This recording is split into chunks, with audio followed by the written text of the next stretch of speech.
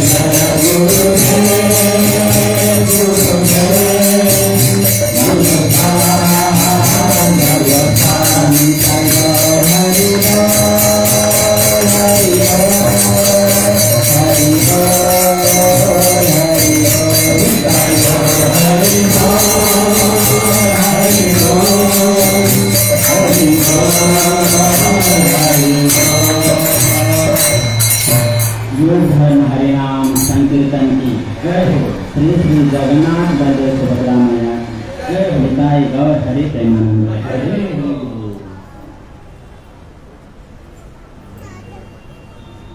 तो आज हम सब मिलकर चर्चा करेंगे श्रीमद् भागवत महापुराण प्रथम स्कंध 8वां अध्याय और 24वां श्लोक 1-8-24। तो जिन जिन भक्तों के पास श्रीमद् भागवतम है कृपया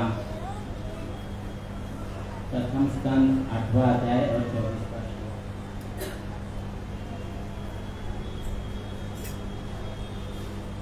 ओम नमो भगवते वासुदेवाय।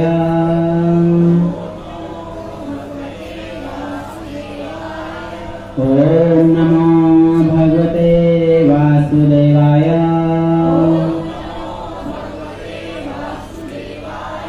ओम नमो भगवते वासुदेवाय।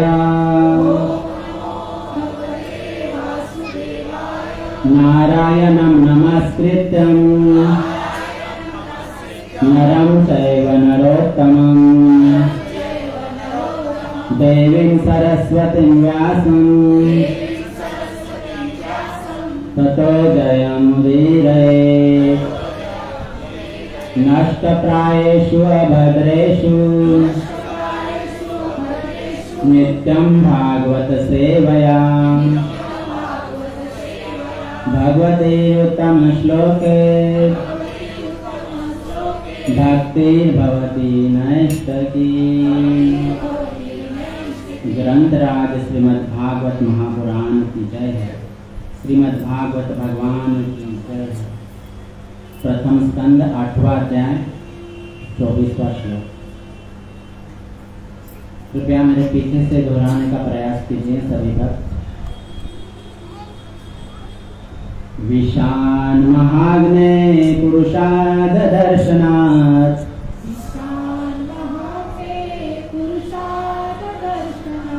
असत् सभाया वनवास कृच्छ्रता। मृधे मृधे अनेक महारथास्त्रतो गौनस्त्रतश्चास्म हरेरभिरक्षिता।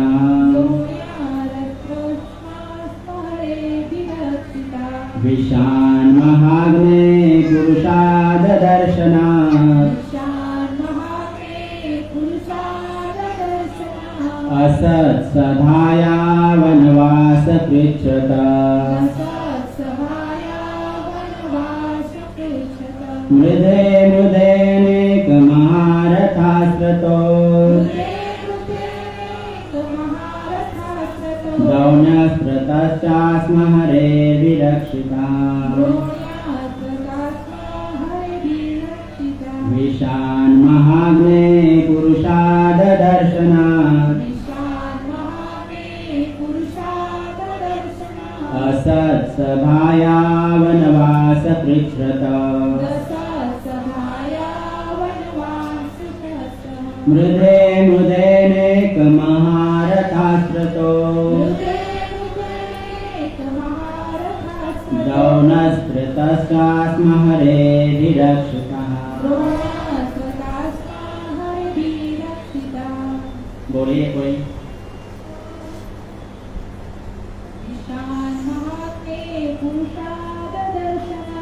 विशान महाग्ने पुरुषाद दर्शनात्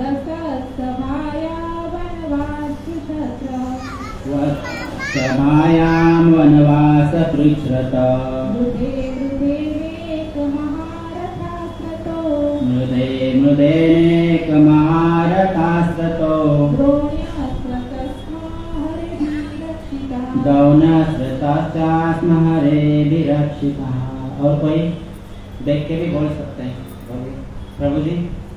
देख के बोलिए, बोलेंगे माता जी, बोलिए। शब्दार्थ हम पीछे से दोहराइए। विषाक्त, विष से, महाअग्नि, प्रबल अग्निकांड से, पुरुषादा, मनुष्य के भक्षक से, दर्शनात्, मल्ल युद्ध करके, असत, दुष्ट की सभाया, सभा से, वनवासा, जंगल में प्रवासी, कृच्छ्रतः, कष्ट से, मृधे मृधे, युद्ध में बारंबार, अनेका, अनेक, महारथा, बड़े बड़े सेनानायक, अस्त्रतः, हथियार से, द्रोणी, द्रोणाचार्य के पुत्र के, अस्त्रतः, अस्त्र से, च, तथा, आस्मा, था, हरे, हे भगवान, अभिरक्षिता, पूर्णतया। अनुवाद एवं तात्पर्य जगत गुरु श्रील प्रभुपाद महाराज के द्वारा। जगत गुरु श्रील प्रभुपाद महाराज की अनुवाद। हे कृष्ण, आपने हमें विश्वमय भोजन से, महान अग्निकांड से, मनुष्य भक्षक से, दुष्ट सभा से, वनवास काल के कष्टों से तथा महारथियों द्वारा लड़े गए युद्ध से बचाया है, और अब आपने हमें अश्वत्थामा के अस्त्र से बचा लिया है। तात्पर्य, यहाँ पर घातक मुठ भेड़ों की सूची प्रस्तुत की गई है। देवकी को तो एक ही बार अपने दुष्ट भाई के कारण कष्ट मिला, अन्यथा वे कुशल पूर्वक रही, किंतु कुंती देवी तथा उनके पुत्रों को वर्षों लगातार एक के बाद एक कष्ट उठाने पड़े। उन्हें राज्य के लिए दुर्योधन तथा उसके पक्ष के लोग मुसीबत में डालते रहे, और हर बार कृष्ण ने कुंती के पुत्रों की रक्षा की। एक बार भीम को भोजन में विष खिला दिया गया, एक बार उन्हें लाक्षागृह में रखकर उसमें आग लगा दी गई, तथा एक बार द्रौपदी का चीरहरण किया गया, और दुष्ट कौरवों की सभा में उन्हें नंगी करने का प्रयास किया गया। भगवान ने द्रौपदी के वस्त्रों को इतना बढ़ा दिया कि दुर्योधन का दल उन्हें नंगी होते नहीं देख सका। इस प्रकार जब पांचों पांडव वनवास कर रहे थे तो भीम को मनुष्य भक्षक राक्षस हिडिंब से लड़ना पड़ा, किंतु तब भगवान ने भीम की रक्षा की। यह खेल यही नहीं समाप्त हुआ। इन सब कष्टों के बाद महान कुरुक्षेत्र युद्ध हुआ, और अर्जुन को द्रोण, भीष्म तथा कर्ण जैसे महाबली महारथियों का सामना करना पड़ा। और जब सब समाप्त हो गया, पुत्र ने उत्तरा के गर्भस्थ शिशु को मारने के लिए ब्रह्मास्त्र छोड़ा। तब भगवान को कुरुवंश की एकमात्र जीवित संतान महाराज परीक्षित की रक्षा करनी पड़ी। ओम अज्ञानतिमिरान्धस्य ज्ञानकान्त राधाकान्त नमोस्तुते। तप्त कांचन गौरांगी राधे वृंदावनेश्वरी। वृषभानुसुते देवी प्रणमामि हरिप्रिये। वाञ्छाकल्पतरुभ्यश्च कृपा सिन्धुभ्य एव च पतितानां पावनेभ्यो वैष्णवेभ्यो नमो नमः। जय श्री कृष्ण चैतन्य प्रभु नित्यानंद, श्री अद्वैत गदाधर श्रीवासादि गौर भक्तवृंद। हरे कृष्णा कृष्णा कृष्णा हरे हरे, हरे राम राम राम हरे हरे। हरे कृष्णा कृष्णा कृष्णा हरे हरे, हरे राम राम राम हरे हरे। हरे कृष्णा कृष्णा कृष्णा हरे हरे, हरे राम राम राम हरे हरे। कृष्णाय वासुदेवाय देवकी नंदनाय च नंदगोपकुमाराय गोविंदाय नमो नमः। हरे कृष्णा कृष्णा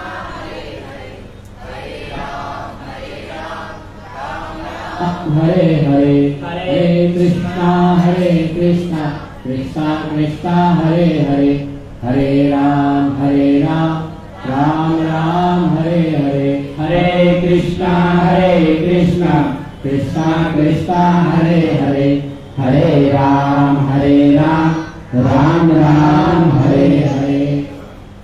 अंतर्राष्ट्रीय कृष्ण भावना अमृत संघ नालासोपारा की ओर से चलाए जा रहे हैं चातुर्मास के इस साप्ताहिक सत्संग कार्यक्रम में उपस्थित हुए आप सभी भक्तों का हृदय पूर्वक स्वागत एवं आप सभी को प्रणाम। हरे कृष्ण। तो यह चातुर्मास के चारों मास बहुत ही पावन मास हैं और हम सभी भक्तों का सौभाग्य यह है कि हमारे आदरणीय शिक्षा गुरु जी आदरणीय मधुमंगल दास प्रभु जी के कृपा से यहाँ पर हमें सत्संग सुनने का, सत्संग में आने का, भगवान के दर्शन करने का, महाप्रसाद का लाभ मिलता रहता है। यह सत्संग बहुत दुर्लभ है, बहुत दुर्लभ है। जब भगवान की विशेष कृपा होती है और भक्तों की विशेष कृपा होती है तब यह सत्संग हमें प्राप्त होता है। तो हमारे शिक्षा गुरु जी एवं हमारे शिक्षा गुरु जी की कृपा से, भगवान की कृपा से यहाँ पर पिछले 25 वर्ष से हमें सत्संग प्राप्त हो रहा है। तो हमें सभी जिन जो भी इस सत्संग को चलाने के लिए जो कारण है, जो मतलब गुरुजन है, शिक्षा गुरु जी, दीक्षा गुरु जी, जगन्नाथ जी, उनका हमें आभार व्यक्त करना चाहिए कि हमें यह अवसर प्रदान किया है। तो उनका आभार प्रकट करते हुए एक बार सभी भक्त हरे कृष्ण महामंत्र का जप। हरे कृष्णा कृष्णा कृष्णा हरे हरे हरे राम राम राम हरे हरे। चातुर्मास का अब तीसरा मास शुरू हो चुका है और ये चातुर्मास के चारों महीने में बहुत से वैष्णव आचार्यों के आविर्भाव दिवस, तिरोभाव दिवस एवं उत्सव और वैष्णव के लिए भी बहुत सारे उत्सव, भगवान की भी बहुत सारी लीलाएं इस चातुर्मास के दौरान है। तो आप में से कौन कौन बता सकते हैं कि चातुर्मास के दौरान क्या क्या लीला हुई भगवान की, क्या क्या उत्सव वैष्णवों के लिए आते हैं? कौन बताएंगे? नहीं पता है किसी को? जन्माष्टमी उत्सव, राधाष्टमी उत्सव, बलराम जी का आविर्भाव दिवस, गणेशोत्सव अभी मनाए सब लोग। अभी नवरात्रि भी आएगी, फिर का पवित्र कार्तिक मास आएगा, दामोदर लीला उसी कार्तिक मास में। तो हमारे लिए ये बहुत ही प्राथमिकता वाले ये उत्सव है। हमें इन उत्सवों को बहुत ही प्राथमिकता देनी चाहिए और इसमें सहभागी होने का प्रयास करना चाहिए। तो हाल ही में सभी भक्तों ने गणेशोत्सव मनाया। कौन कौन बताएंगे कि गणेशोत्सव क्यों मनाया जाता है? किनके घर में गणेश जी विराजमान थे बताइए, और अभी विसर्जन भी कर दिए। ऐसे भक्त हाथ ऊपर कीजिए, बताइए माता जी क्यों गणेशोत्सव मनाया जाता है?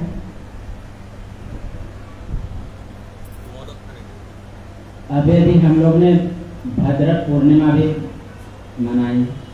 क्या हुआ था उस दिन, किसी को पता है क्या होता?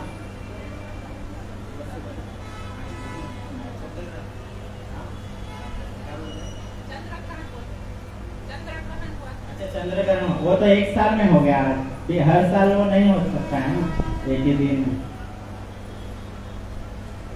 तो श्रीमद् भागवत महापुराण का जो सुखदेव गोस्वामी महाराज ने परीक्षित महाराज को जो भागवतम का कृपा किए थे वो इसी मास में हुआ था। और परीक्षित महाराज की जो शरीर जो छूटा था वो इसी मास में छूटा था। और व्यासदेव भगवान ने बहुत सारे हमारे ग्रंथ इसी मास में लिपिबद्ध किए थे। महाभारत है, श्रीमद् भागवतम है, तो इसी जो कुछ ग्रंथ ऐसे हैं जो उसी 11 दिन में लिखे गए थे। तो ऐसे कहा जाता है कि गणेश जी का एक ही दांत क्यों रहता है? माता जी बताइए। एक दंत उनका नाम है, एक दंत क्यों है? उसी एक दंत से उन्होंने भागवत की रचना लिखी थी। हाँ, वेदव्यास जी ने बोला था, उन्होंने लिखा। हाँ, पहले तो लिख रहे थे, लेकिन ऐसा सुना है कि वो शायद कुछ खत्म हो गई, तो उन्होंने अपना दांत तोड़ दिया। तो मतलब कहने का तात्पर्य यह है कि जो गणेश जी इतने जो हमारे लिए प्राथमिक पूजन के लिए हमें मतलब जिनको पूजते हैं, प्राथमिक प्रबंधन उनको करते हैं, उन्होंने इस ग्रंथ के लिए अपना एक दांत तोड़ दिया। तो हमारा कर्तव्य यह बनता है कि कम से कम इसको हम पढ़ें। तो सभी भक्तों को चाहिए कि ग्रंथराज श्रीमद् भागवतम का अध्ययन करें और अनेक ग्रंथों का अध्ययन करें जो भी हमारे वैष्णव परंपरा के अनुसार हमें जो प्राप्त होते हैं। सभी ग्रंथों का हमें गुरु के मार्गदर्शन में अध्ययन करना चाहिए और इसका प्रचार प्रसार भी करना चाहिए। तो इसी मास में हमारे लिए श्रीमद् भागवतम भी हमें मिला है। तो ये विशेष महीना है, पितृपक्ष भी अभी चालू हो चुका है। तो हमारी एक गुरु बहन जिनका पिछले शुक्रवार को शरीर छूट गया था, कुंदन माता जी, उनके लिए एक बार हरे कृष्ण महामंत्र का सभी भक्त उच्चारण। हरे कृष्णा कृष्णा कृष्णा हरे हरे, हरे राम राम राम हरे हरे। कुंदन माता जी बहुत ही सालों से सत्संग में आते थे और बहुत जप करते थे। जैसे प्रभु जी ने पिछले समय में बताए थे कि बहुत जप करते थे। बापा सीताराम मार्केट में हमने देखा है, जब जगन्नाथ जी वहां पर थे, उनके हाथ में हमेशा माला ही रहती थी। स्टूल पे बैठते थे, कभी कुर्सी पे बैठते थे, तो हम कुर्सी पे बैठते थे, पीछे लाल वाली कुर्सी पे, तो हमेशा जप करते रहते थे। तो हमें उनसे शिक्षा लेनी चाहिए कि हमें भी निरंतर भगवान के पवित्र नाम के हरे नाम का जप करते रहना चाहिए। तो आज यह हम श्रीमद् भागवतम के ऊपर चर्चा करेंगे अर्थात आप बोलेंगे मैं सुनूंगा, मैं बोलूंगा आप सुनेंगे, और इस तरह से हम सब मिल करके इस श्लोक को समझने का प्रयास करेंगे।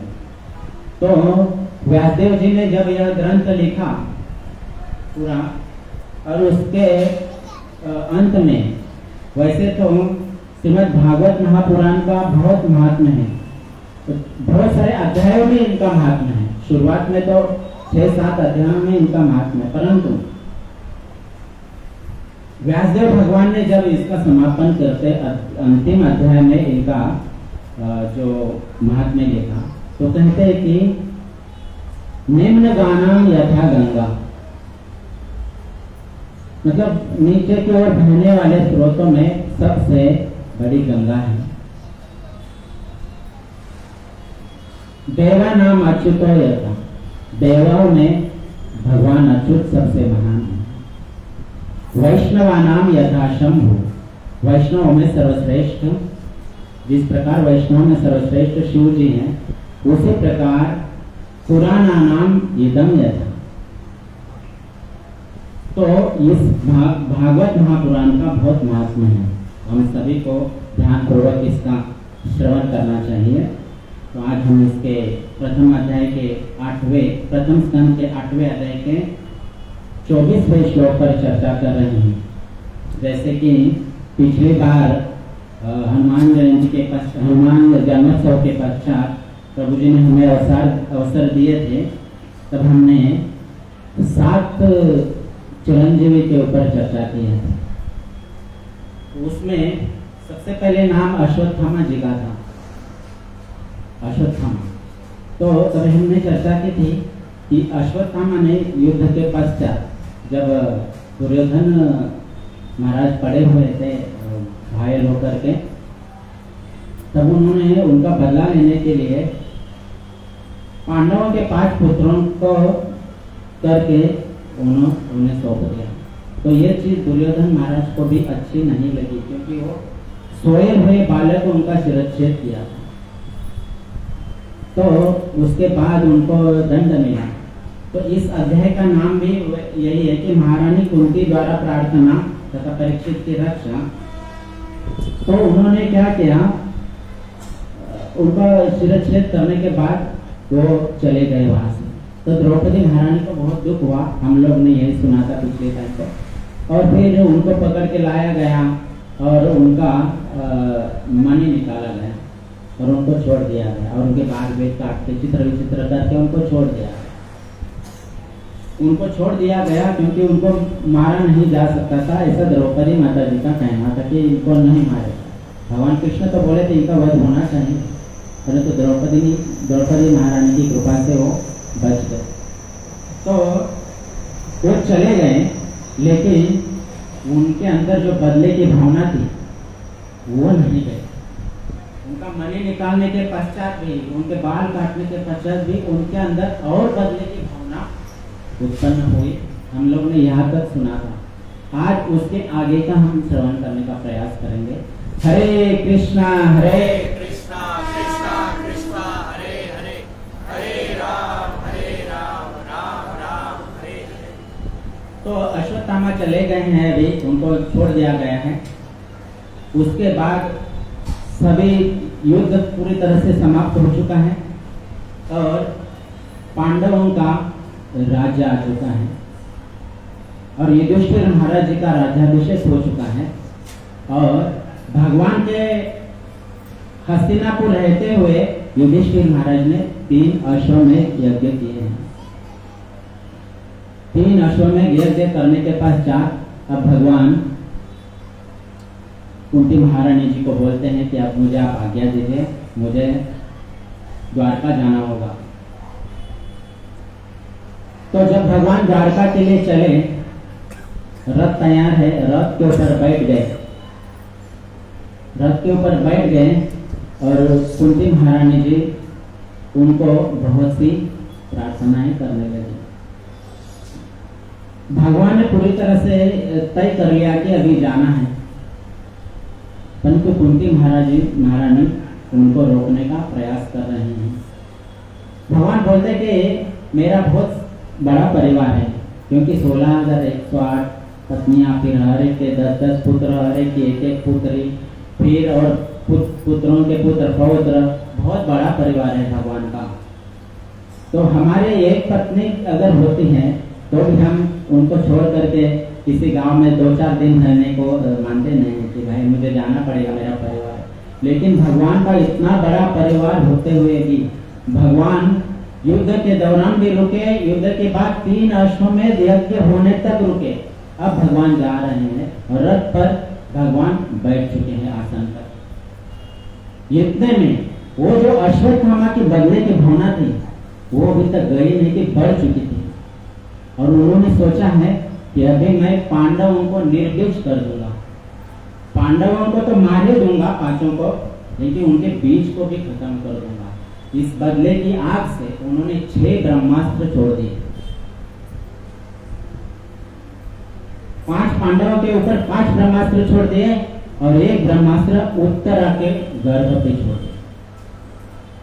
जब भगवान रथ के ऊपर आसीन है, उतने में उत्तरा माता भागते भागते भागते भागते उनके पास आ गए और भगवान से प्रार्थना करने लगी, हे भगवान मुझे बचाइए, मेरे पीछे एक बहुत ही लोहे का गोला आंख की तरह आ रहा है और मुझे मारना चाहता है। मुझे भले मार दें, परंतु मेरे गर्भ की रक्षा कर। ऐसी प्रार्थना वो करती है। तो जब पिछली बार ब्रह्मास्त्र छोड़ा गया था, तब अर्जुन पीछे पीछे दौड़े थे, फिर भगवान दौड़े थे और फिर उनको पकड़ लिया गया था। लेकिन यहाँ अब के बार भगवान ने ऐसा नहीं किया।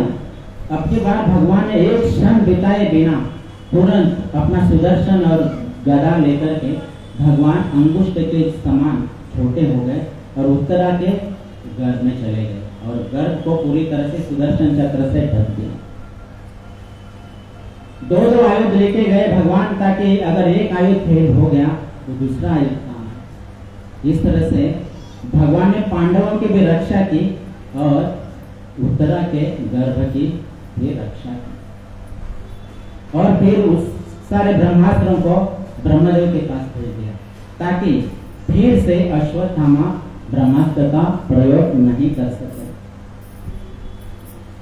तो ये लीला अभी अभी हो चुकी है, भगवान रथ पे बैठ चुके हैं।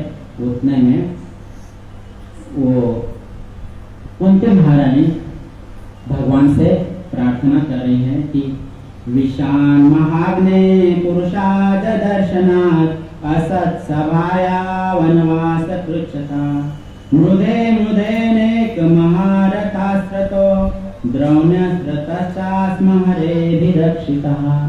कहती है कुंती महारानी कि हे कृष्ण, आपने हमें विष में भोजन से, महान अग्निकांड से, मनुष्य भक्षकों से, दुष्ट समाज से, वनवास काल के कष्टों से तथा महारथियों द्वारा लड़े गए युद्ध से बचाया, और अभी अभी इसी स्थल में आपने अश्वत्थामा के अस्त्र से हमें बचाया।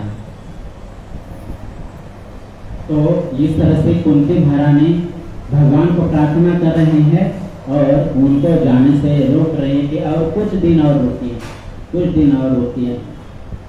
तो प्रार्थना कर रहे हैं। तो कौन है यह कुंती महारानी जी, कौन बताएंगे? कुंती महारानी कौन है? पांडवों की माता, पांडवों की माता। और कौन बताएंगे? कुंती महारानी भगवान की बुआ है। और कौन बताएंगे? ठीक है, तो आज हम थोड़ा सा परिचय देखते हैं कि कुंती महारानी जी कौन है, उसके पश्चात हम श्लोक में जाते हैं। तो कुंती महारानी शूरसेन महाराज की पुत्री है। शूरसेन महाराज कौन है? वसुदेव महाराज के पिता। तो वसुदेव महाराज और कुंती महारानी भाई बहन।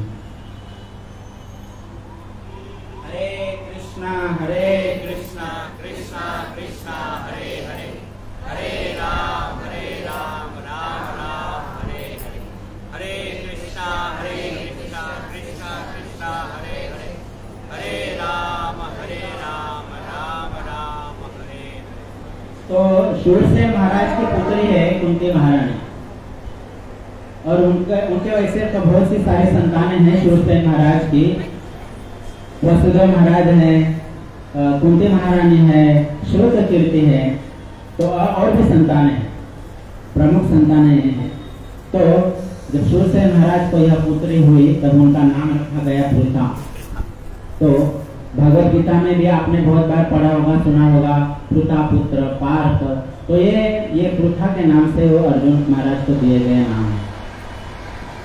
तो पृथा जब छोटी थी तब शूरसेन महाराज के एक बहुत ही घनिष्ठ मित्र है कुंती भोज, राजा कुंती भोज, बहुत घनिष्ठ मित्र है, बहुत मतलब भाई की तरह है एकदम। उनकी कोई संतान नहीं थी, कुंती भोज की कोई संतान नहीं थी। और महाराज शूरसेन को तो अनेक पुत्र अनेक पुत्रियां थी।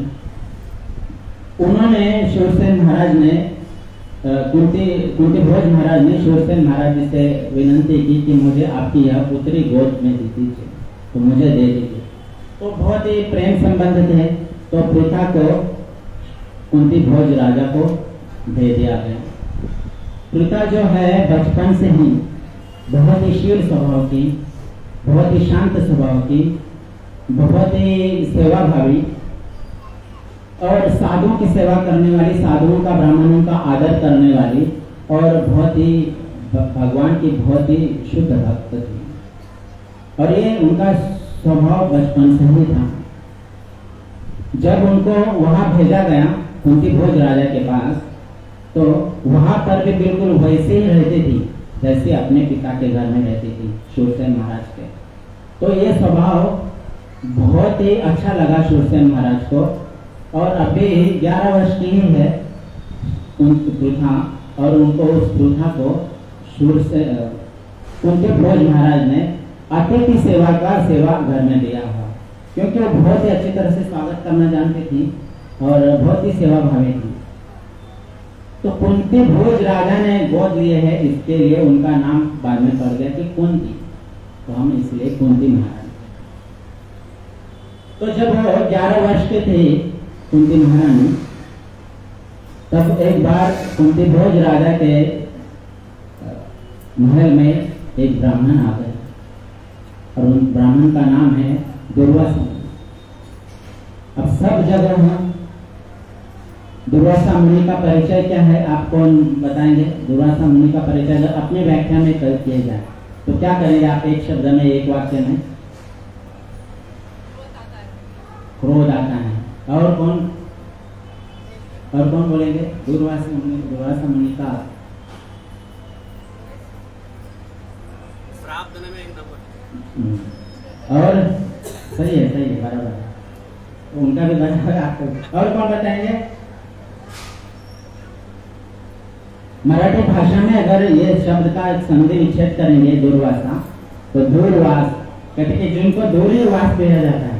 तो बहुत लोग डरते हैं उनसे, है बहुत अच्छे भक्त है भगवान के, परंतु थोड़े आप समझ लीजिए मेरी भाषा को, तो वो स्वभाव थे। अब वो आए हैं, अब उनकी किसको सेवा दी जाए?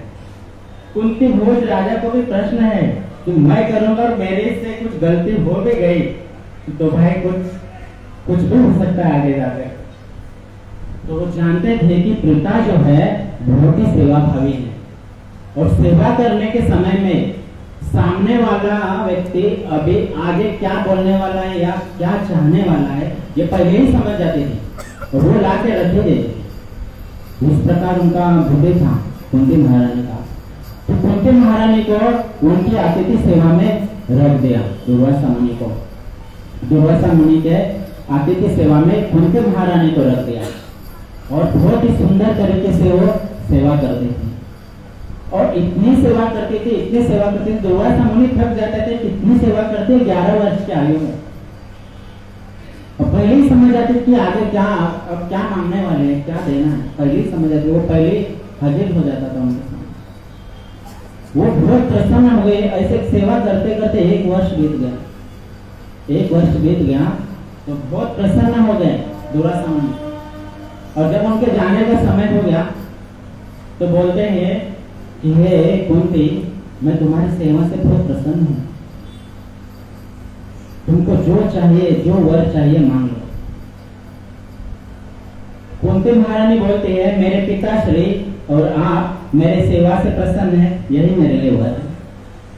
आप हमसे नाराज नहीं हुए, यही हमारे लिए वर है।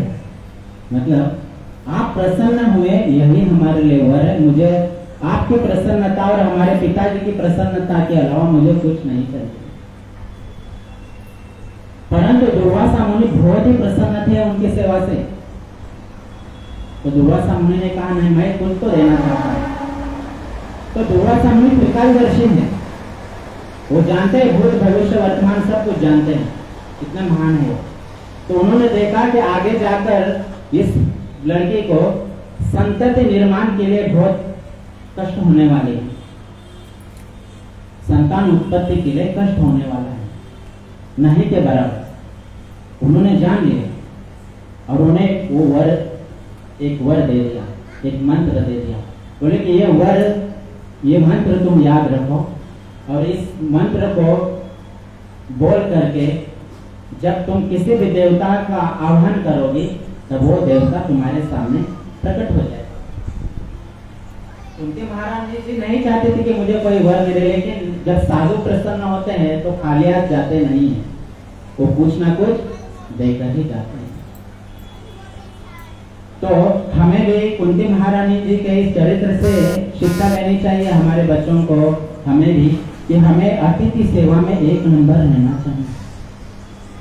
कोई भी अतिथि हमारे घर में अगर आए तो हमारे मुख से उनके लिए स्वागत के अच्छे शब्द होने चाहिए, उनके लिए अच्छी सेवा भाव होना चाहिए। यह नहीं भाव होना चाहिए कि अतिथि तुम कब जाओगे, नहीं, अतिथि फिर बार बार हमारे पास आ जाए, ऐसे हमारी सेवा होनी चाहिए।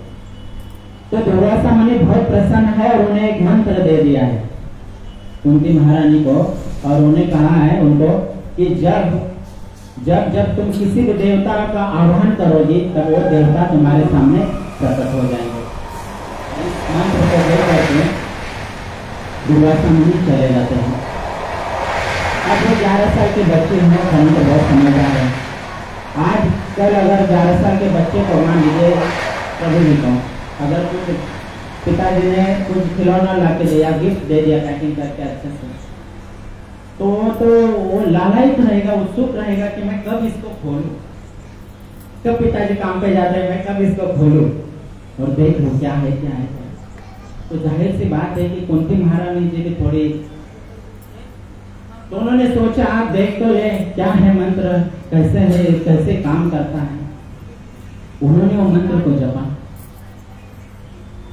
अब दुर्वासा मुनि ने कहा कि देवता का आह्वान करेंगे तो देवता आ जाएंगे।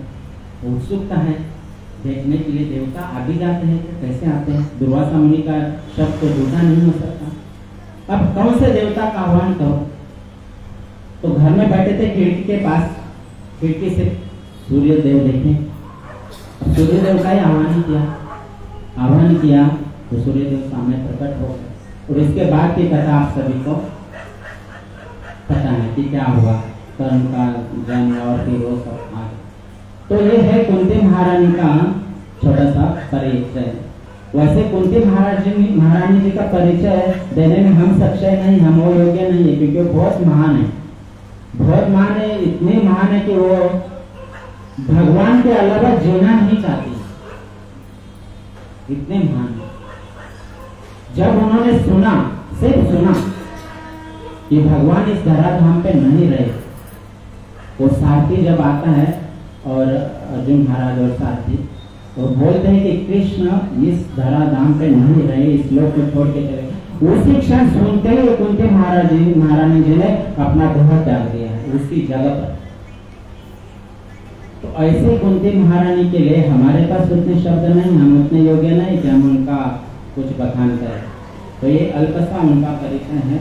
तो भगवान को और रोकने का प्रयास कर रही है कुंती महारानी कि कुछ दिन और रुक जाइए हस्तिनापुर, अभी तो आपने युधिष्ठिर महाराज जी का राज्याभिषेक किया है, अभी तो सुख के दिन आए हैं, आप रुकिए। आपने हमारे बहुत ही विपत्ति के दिन में आप हमारे साथ में थे, और अब जब सुख के दिन आए हैं तब आप हमें छोड़ के जा रहे हैं। तो प्रार्थना करते हैं कुंती महारानी कि इससे अच्छा तो ये है कि आप हमें विपत्ति ही दे दें, क्योंकि आप विपत्ति में हमारे साथ में रहते हैं, और जब अब संपत्ति आ रही है तब आप हमें छोड़ के जा रहे हो। तो ऐसी संपत्ति जो आपको हमसे दूर करे, वो संपत्ति हमें किस काम की? जो संपत्ति हमें भगवान से दूर कर दे, वो धन संपत्ति हमारे किस काम की? उससे अच्छा तो आप हमें विपत्ति ही प्रदान कर दीजिए, दुख हो दीजिए। तो दुख मांग रहे हैं। संत तुकाराम महाराज कहते हैं कि मज लागे दुख को भावे, ऐसे कौन जीवे ना भावे। मुझे दुख आ जाए ऐसे कोई सोचता भी नहीं। प्रार्थना करने का तो बात बहुत दूर तक रह गया, इसे कोई मन में सोचता ही नहीं है कि मुझे दुख हो जाए। लेकिन वो एक भी व्यक्ति है कुंती महारानी की भगवान से विपत्तियां मांग रही है। क्योंकि विपत्ति में आप हमारे साथ में थे, तो आप ही हमारी असली संपत्ति हैं। ये जो राज्य हमें प्राप्त हुआ है वो हमारी असली संपत्ति नहीं है, आप हमारी असली संपत्ति है। तो आप हमें छोड़ के मत जाइए। आपने हमें बहुत सी विपत्तियों में हमारा साथ दिया है। तो किस किस विपत्ति में क्या क्या साथ दिया है, वो ये विपत्तियां यहाँ पर गिना रही हैं इस श्लोक में, कि क्या क्या किस किस विपत्ति में आपने हमें अपना साथ दिया है, हमें बचा लिया है। तो कुंती महारानी जी जब बड़ी हो गई तब कुंभभोज राजा ने उनका स्वयंवर रचा, और स्वयंवर में राजा पांडु ने तो स्वयं अर्जिता और कुंती महारानी का राजा पांडु के साथ विवाह हो गया। राजा पांडु बहुत ही दिग्विजयी थे। बड़े भाई तो नेत्रहीन थे धृतराष्ट्र, तो इनको राजगद्दी पे बिठा दिया गया था। तो बहुत ही सुंदर राज्य चलाते थे महाराज पांडु, परंतु उनकी आसक्ति राज्य में नहीं थी। बहुत ही विरक्त पांडु महाराज थे, बहुत विरक्त।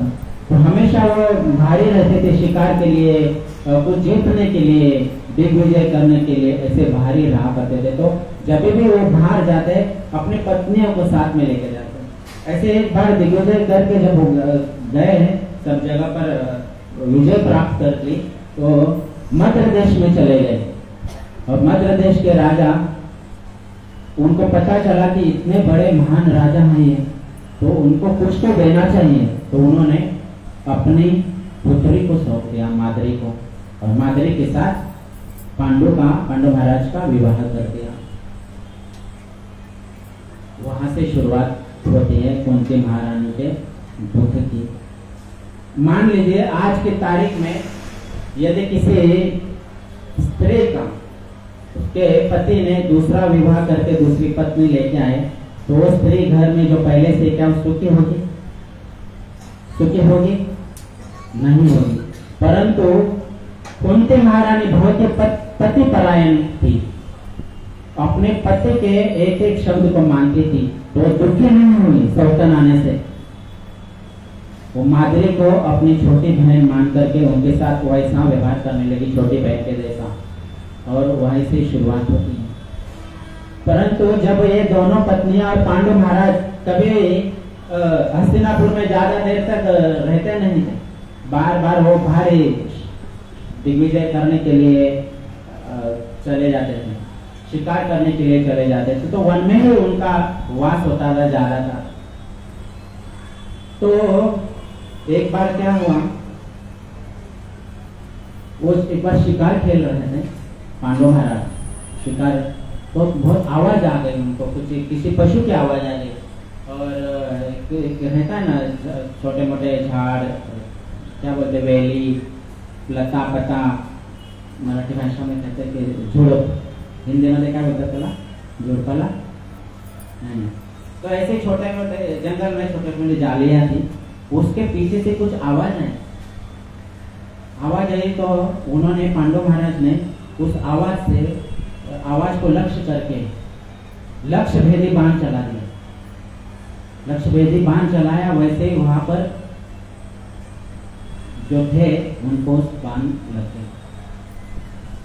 वहां पर जो थे एक मृग और मुर्गी, मतलब एक हिरण और हिरण के रूप में किंदम ऋषि और उनकी पत्नी। किंदम ऋषि इतने महान ऋषि है कि उनको मनुष्य शरीर में, ऋषि के शरीर में स्त्री के साथ संबंध करना भी अच्छा नहीं लगता, इतने महान थे, वो लज्जा आती है उनको। तो उन्होंने मृग का और मृगी का शरीर धारण किया है और समागम कर रहे थे वो झाड़ों के पीछे। और उस समय उनका समागम अगर पूरा नहीं हुआ था, उस समय उनको बाण लग गया, उस समय उनको बाण लग गया। तो महाराज पांडु गए उनके पास, देखा तो एक मृग है, मृगी है, और उनको बाण लग गया है, ये सब पीड़ा करते हैं। तब वो मृग बोलता है, जो किंदम मुनि है, वो बोलते हैं कि मैं मृग या मृगी हम नहीं है, हमने तो यह शरीर समागम करने के उतने क्षण के लिए ही धारण किया है, हम तो ऋषि है, मुनि है, मैं किंदम हूँ, परंतु आपने ऐसे क्षण में हमें बाण मारा है, देखा तक नहीं आपने हमें।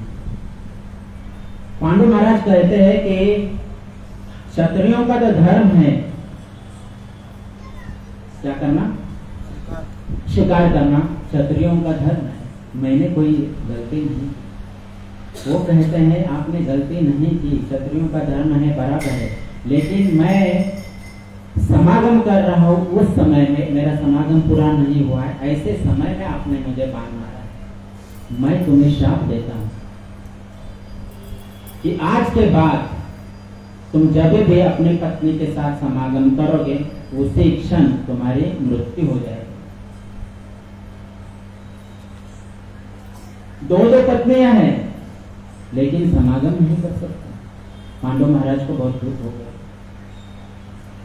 दुख इस बात का हुआ कि अभी मेरी दोनों पत्नियां निपुत्रिक है और मुझे ये शाप मिल गया है।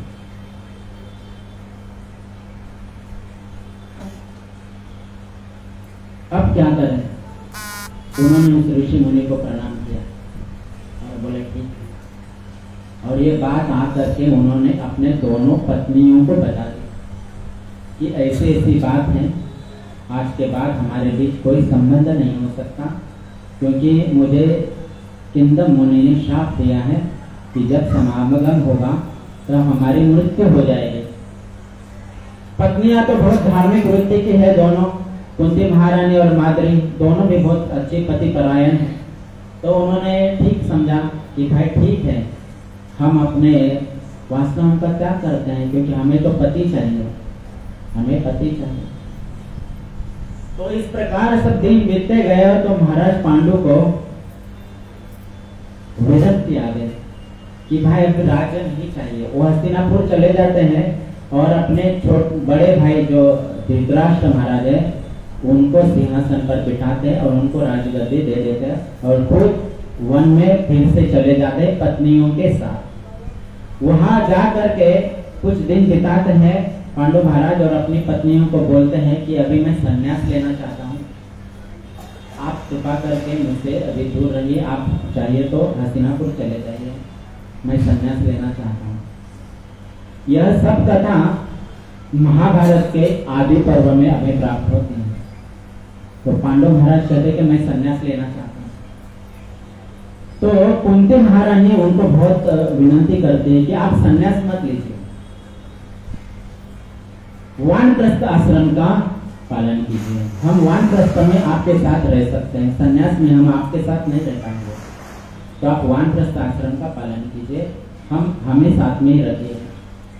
और वानप्रस्थ आश्रम में रहते हुए भी बहुत लोगों ने स्वर्ग प्राप्ति भी की है और भगवान को भी प्राप्त किया है। यह भी बात कुंती महारानी जी पांडु महाराज को बोलते हैं। तो इस प्रकार समझा बुझा करके पांडु महाराज इस बात के लिए तैयार होते हैं कि भाई वानप्रस्थ में ही हम रहेंगे और संन्यास नहीं लेंगे। इस तरह से दिन बीतते जाते हैं और एक श्रृंगी पर्वत पर जाकर वो अपना वास करते हैं। वहां पर कुछ धार्मिक कार्य चल रहा होता है, बहुत साधु संत इकट्ठे हुए होते हैं, बहुत बड़ा महोत्सव होता है और पितृपक्ष भी होता है। तो अपने अपने पितरों को दान वहां पर करते हैं, अपने अपने पितरों का उद्धार करने के लिए कथाएं भी चल रही हैं। पांडु महाराज के मन में एक बात आ गई, हमारा उद्धार कैसे होगा, हमारा तो कोई पुत्र नहीं है। उस वक्त वो कुंती महारानी जी से प्रार्थना करते हैं कि हमें तो पुत्र होना चाहिए था, परंतु किंदम मुनि का ऐसा शाप हमें प्राप्त है कि जब हम समागम करेंगे तो हमारी मृत्यु हो जाएगी, तो आप कुछ करो। तो बहुत विनती करने के बाद कुंती महारानी जी उनके अंदर बहुत वार्तालाप होते, एक अध्याय है पूरा इस वार्तालाप, उसमें बहुत सारी बातें हैं जो यहाँ से बोली नहीं जा सकती। तो अंतिम निर्णय यही होता है कि ठीक है, कुंती महारानी जी बोलती है मैं जब 11 साल की थी तो ऐसे साधु की सेवा की थी, तो मुझे तब एक वर प्राप्त हुआ था कि मैं देवताओं को आह्वान करूंगी तो देवताओं के द्वारा मैं पुत्र प्राप्ति कर सकती हूँ। तो पांडु महाराज को बहुत अच्छा लगता है बात सुनकर और उसी समय में उनको यह संदेश भी मिल गया था कि महाराज मतलब धृतराष्ट्र महाराज के भी कुछ संतानें हुई है, तो इनकी भी बहुत इच्छा थी, मतलब संतानें होने वाली अभी हुई नहीं है धृतराष्ट्र महाराज। तो कुंती महारानी अपने पति की आज्ञा से देवताओं का आह्वान करती है, सबसे पहले आह्वान करते हैं कि यम धर्मराज का, धर्मदेव का। तो धर्मदेव आते हैं और उनको पुत्र प्राप्ति का जो भी प्रोसेस है वो करके चले जाते हैं। तो हर एक साल के बाद 3 देवताओं को आह्वान करते हैं और 3 देवता आके उनको वो प्रोसेस करके फिर उनको पुत्र देख के चले जाते हैं। तो 3 देवताओं का आह्वान किया है, धर्मदेव का आह्वान किया है, वायुदेव का आह्वान किया है और इंद्रदेव का आह्वान किया है। धर्मदेव से धर्मराज युधिष्ठिर हुए, वायुदेव से भीमसेन हुए हैं और इंद्रदेव से अर्जुन महाराज की उत्तर हुई है। इतने में हस्तिनापुर से संदेश आया है कि महाराज धृतराष्ट्र के 100 पुत्र हुए हैं। अब देवी माद्री जो है उनके अंदर भी लालसा उत्पन्न हो गई। हमारी जो बड़ी बहन है कुंती के 3 पुत्र हुए, वहां गांधारी के 100 पुत्र हुए, अब मुझे भी पुत्र चाहिए, लेकिन मेरे पास तो कोई मंत्र नहीं है और ना ही मैं अपने पति से पुत्र प्राप्त कर सकती हूँ। तो एकांत में महाराज पांडु से कहते हैं कि मुझे भी पुत्र प्राप्ति की इच्छा है। तो फिर पांडु महाराज ये बात कुंती को बोलते हैं।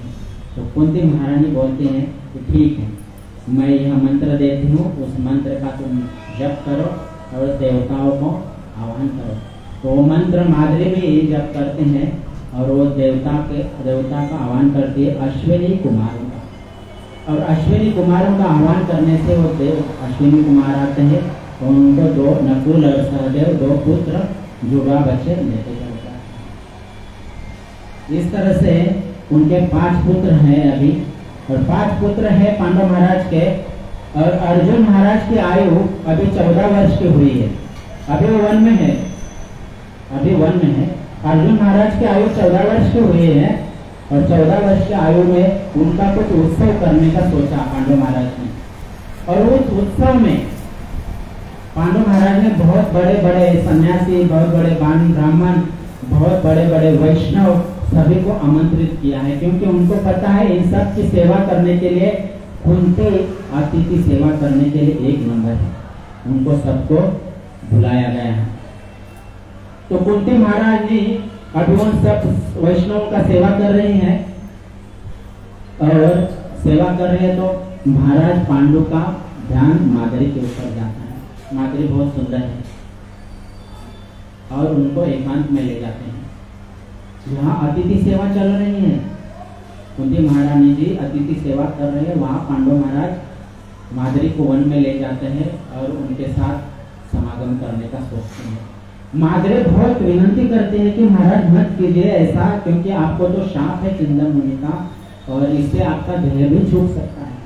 परंतु वो उनके अंदर इतना कामदेव ने भर दिया था पांडव महाराज के अंदर कि वो रुके नहीं और वो समागम करना शुरू किए। अभी समागम पूरा हुआ नहीं कि उनकी मृत्यु हो गई। और ये छोटे छोटे बच्चे हैं 5। अर्जुन महाराज अभी 14 वर्ष के हैं और भीमसेन जी उनके 1 साल बड़े और युधिष्ठिर महाराज से। अब क्या करें, 5 पुत्र हैं। तो कुंती महारानी वो सब अतिथि जितने आए थे वो सब अतिथि वैष्णव जन और सभी लोग पांडव महाराज के देह के पास आते हैं और उनकी चिता पे उनको रख देते हैं, चिता पर पांडव महाराज को। अब माद्री जी कुंती महारानी को कहते हैं कि दीदी मेरी वजह से यह सब हुआ है, मैं उनको रोकने में असमर्थ हुई इसलिए उनकी मृत्यु हो गई है, तो मैं सती जाऊंगी। कुंती महारानी कहती हैं कि नहीं माद्री, मैं बड़ी हूँ, मैं सती जाऊंगी, तुम 5 बालकों को उनका पालन पोषण करना। तो माद्री जी कहते हैं कि दीदी आगे जाकर के हो सकता है कि आपके पुत्र और मेरे पुत्रों में मैं भेदभाव करूं, ऐसा भी हो सकता है, परंतु मुझे इस बात का पक्का विश्वास है कि आप भेदभाव नहीं करोगी, आप 5 पुत्रों को एक समान मानोगी, उतना ही नहीं आप मेरे पुत्रों को सबसे ज्यादा मानोगी, ये मुझे विश्वास है। तो मैं जाती हूँ। तो माद्री जी उस वक्त सती गई। अब कुंती महारानी जी के पास प्रश्न चिन्ह है, ये 5 पुत्रों को लेकर मैं कहाँ जाऊं? मायके तो नहीं जाऊंगी। तो वहां सब ऋषि मुनि एकत्रित हुए थे, उसमें व्यासदेव भी थे। वो सब मिल के हस्तिनापुर लेकर जाते हैं। कुंती महारानी और 5 बच्चे हैं, बच्चे यानी कुमारावस्था में।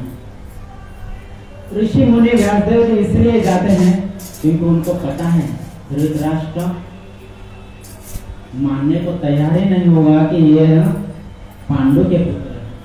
क्योंकि जब पांडु महाराज जीवित थे तभी कभी भी वो हस्तिनापुर अपने बच्चों को ना लेके गए, ना कोई संदेशा भेजा कि मुझे पुत्र प्राप्ति नहीं। इसलिए ये विश्वास दिलाने के लिए कि ये कुंती के और पांडु के और माद्री के ही पुत्र है, ऋषि मुनि सभी लोग और व्यासदेव जी उनके साथ हस्तिनापुर चले जाते हैं। हस्तिनापुर चले जाते हैं, फिर उनको बोलते हैं धृतराष्ट्र महाराज को, ये आपके ही पांडु महाराज के वंशज है, ये भी कौरव है, कुरुवंशी है, तो यह भी कौरव है। सिर्फ तुम्हारे 100 पुत्र ही कौरव नहीं है, ये 5 पुत्र भी कौरव ही है। यहाँ उनको बताना शुरू करते हैं। तो इस प्रकार बहुत समझाने के बाद उनको ले लेते हैं और फिर वो भी हस्तिनापुर के सदस्य हो जाते हैं, कुंती महारानी और 5 पुत्र। लेकिन धृतराष्ट्र महाराज का जो बड़ा पुत्र है दुर्योधन बहुत ही दुर्बुद्धि वाला है। वो नहीं चाहता है कि यह 5 पुत्र हमारे घर में रहे, कभी नहीं चाहता। और वो अपने पिता को भी बहुत भड़काता रहता है, दुर्बुद्धि है। कोई ऐसे वैष्णव कहते हैं कि साक्षात कलयुग का होता है दुर्योधन। वो नहीं चाहता है कि ये सब हमारे घर में रहे, तो कुछ ना कुछ षड्यंत्र रचते ही रहते हैं उनको मारने के लिए। उसमें भीमसेन जो है बहुत तगड़े हैं, बहुत हट्टे कट्टे, बहुत ताकतवर, बहुत शरीर बड़ा, वायु की गति है, साक्षात वायु के पुत्र हैं। तो ऐसे भी खेल कूद में जब भी खेल कूद होता था 100 कौरवों को अकेले हरा देते। एक बार कबड्डी का मैच हो गया उनके बीच में, कबड्डी कबड्डी कबड्डी कबड्डी कबड्डी कबड्डी, और कौन जाएगा पहले। तो कोच थे वो बोले भाई कौरवों को बोले तुम जाओ, तो कौरव बोले चलो वो तो 5 ही है, सिर्फ उनको हराने में तो हमको टाइम नहीं लगेगा, उनको बुलाओ पहले। अब पांडवों की ओर से कौन जाएगा? भीमसेन। भीमसेन जी चले गए आगे, कबड्डी कबड्डी कबड्डी कबड्डी कबड्डी, भीमसेन को पकड़ लिया। भीमसेन को इतना बड़ा है भीमसेन की 10 कौरवों ने एक हाथ पकड़ा है, इधर 10 कौरवों ने दूसरा हाथ पकड़ा है, 10 कौरव पीछे पड़े। उसके बाद भीमसेन आगे आगे अपने वो जो लाइन है उसको छू गए। एक ही झटके में एक ही इसमें 100 कौरव आउट हो गए, 100 के 100 कौरव आउट हो गए। अब क्या करें? तो दुर्योधन उनके पास धृतराष्ट्र महाराज के पास जाता है, ये तो हमारे बस की बात नहीं है इनसे जीतना, दूसरा कुछ खेल खेलते हैं। तो दूसरा खेल अभी खेलना है कि लुका छुपी। ध्यान रखिए, हाँ ये सब खेल हमारे भारतीय वंश के हैं, विदेशी खेल नहीं है, हमारे ही खेल है। ये क्रिकेट भी हमारा ही खेल है। एक बार बॉल खेलते खेलते बॉल उधर चली गई थी यमुना जी में, फिर वो खा लिया था आपको सब, तो है हमारे ये सब, तो दूसरे लोग ने अपने नाम पर कर दिया, वो बात अलग है। तो लुका छिपी का खेल खेलना है।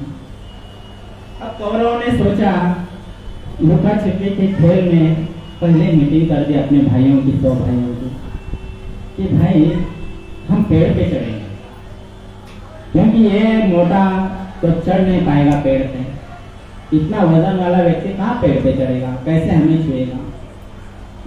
कौरव सारे 100 के 100 पुत्र वहां पेड़ पे चढ़ जाते हैं।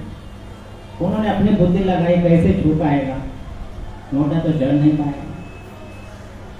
भीमसेन जी क्या करते हो, पेड़ को, वृक्ष को हिला देते हैं।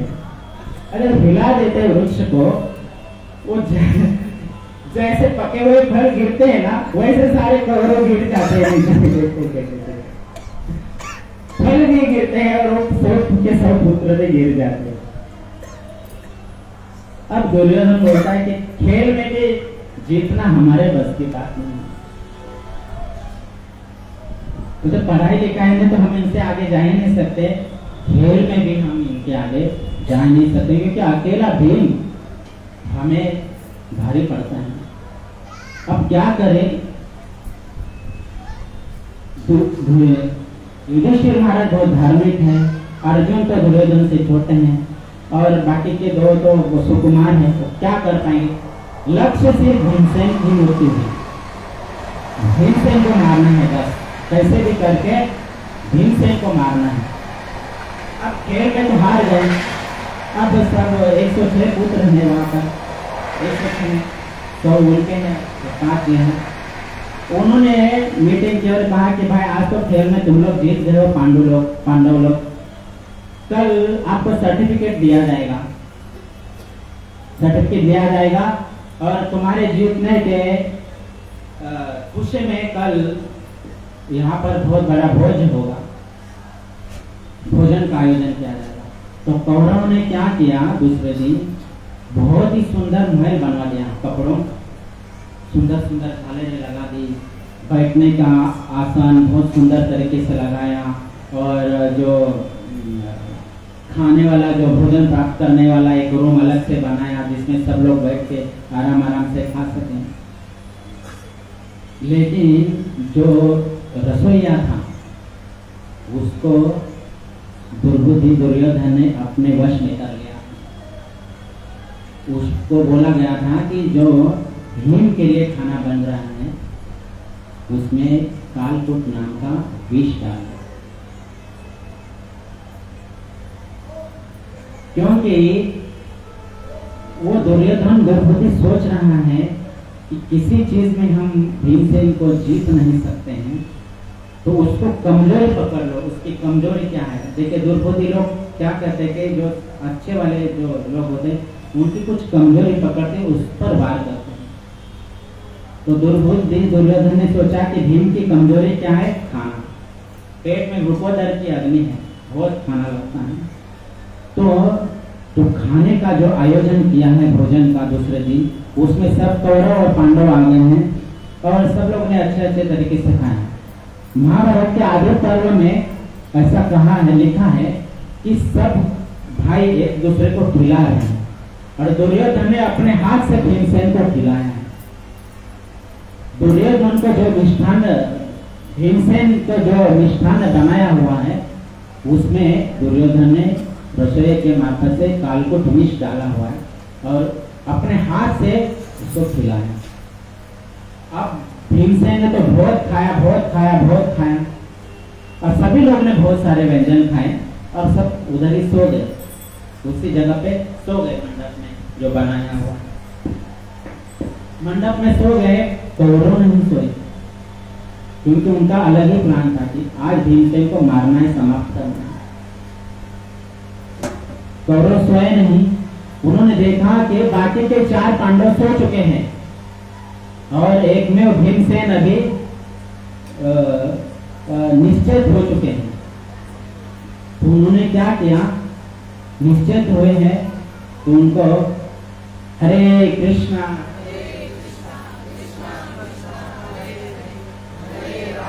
हरे राम राम राम हरे हरे, हरे कृष्णा।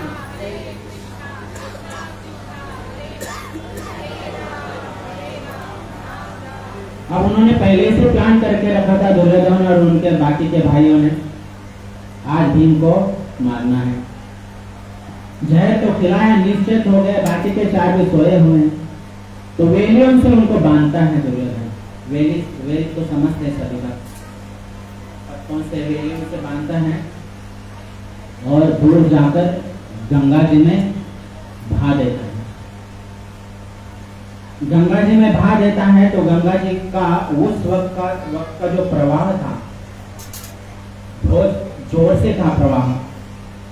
वो बहते बहते बहते बहते बहते बहते बहुत नीचे की तरफ चले जाते हैं देखिए गंगा जी एकमात्र ऐसी नदी है, बाकी की जो नदियां हैं उनके नाम चेंज हो जाते हैं जब वो समुद्र से मिलती हैं, उनका नाम फिर समाप्त हो जाता है। वहाँ पहले उनका नाम रहता है, जैसे कि अभी नर्मदा नदी है या जो महाराष्ट्र में कोयना, कृष्णा सब नदियां हैं, और जब समुद्र में जाके मिलती है तो उनका वहाँ नाम समाप्त हो जाता है। परंतु गंगा जी एकमात्र ऐसी नदी है जो समुद्र में मिलने के बाद भी उनका नाम चेंज नहीं होता, वहाँ सागर का नाम चेंज होता है, गंगा सागर, गंगा सागर।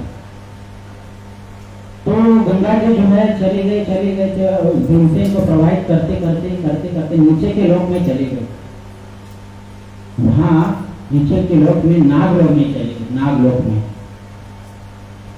नागलोक में चली गई।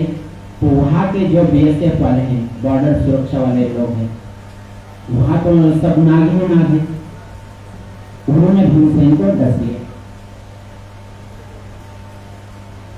डसना प्रारंभ किया। डस रहे बहुत से सैनिक हैं और सभी के सभी नाग है, बड़े बड़े नाग, सब ने डसना शुरू कर दिया।